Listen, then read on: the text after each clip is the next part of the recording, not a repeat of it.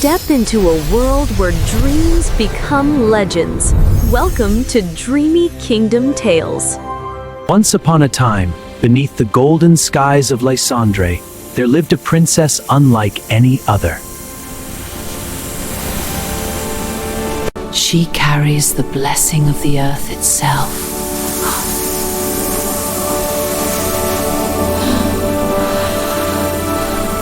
Her hair shimmered like strands of emerald silk, and her giggles made roses unfold even in the snow. Mother, why does the light feel different today? Why do the shadows seem to watch? Beneath skies painted in eternal gold, there existed a kingdom where magic still whispered through the trees. This is Lysandre, and this is where our story begins.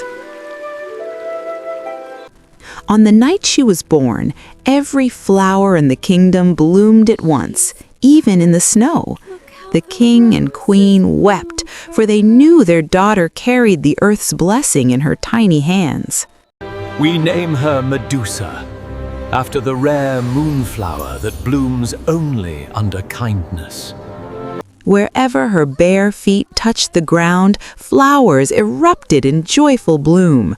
She ran laughing through the gardens, leaving trails of impossible beauty in her wake. She carries the blessing of the earth itself, the villagers whispered. But they did not know that light this pure would soon draw the darkest shadow. On her 16th birthday, the palace glittered with 1,000 candles.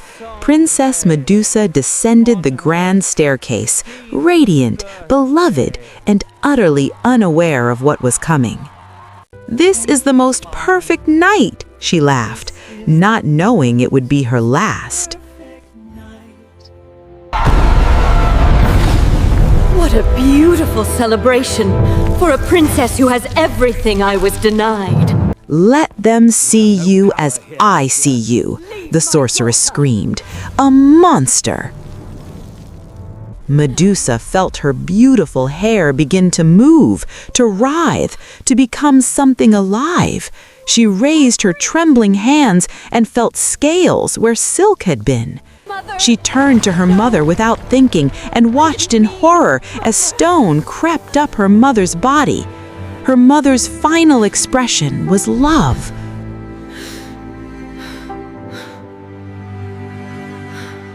Frozen forever.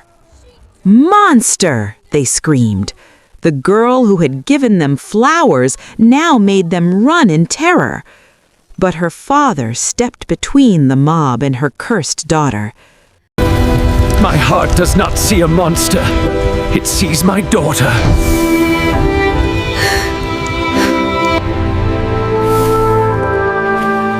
Father, where are you taking me? Through the dark forest they walked, a broken king leading his cursed princess to exile. He embraced her one final time as magical vines sealed her away. And so she stood in her beautiful prison, surrounded by silver light and utter loneliness. But she did not curse the world. Instead, she lifted her voice to the sky.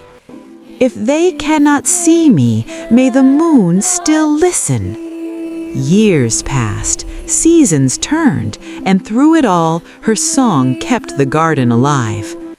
There you go, little one. Bloom when you're ready. I'll be here. One summer evening, a young painter pushed through the forbidden woods, chasing a legend. He had heard whispers of a flower that bloomed only under moonlight. This is beyond anything I've ever imagined. And there, among the glowing flowers, he saw her. "Don't look at me," she cried, spinning away in terror. "Please, you don't understand." But instead of running, he closed his eyes, completely, peacefully. "Then I won't look," he said softly. "But may I still listen?" She stood frozen. No one in all her cursed years had ever said those words. That night they talked until the stars faded, and for the first time in years, Medusa laughed. I'd forgotten what laughing felt like. Thank you.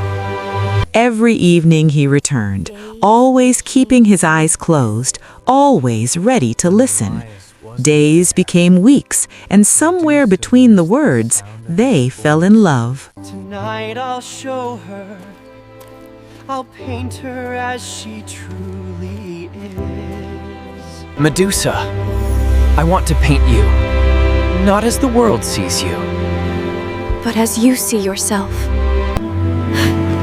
But you can't even open your eyes. How can you paint me when you've never truly seen me? Then guide me. I'll see through your voice.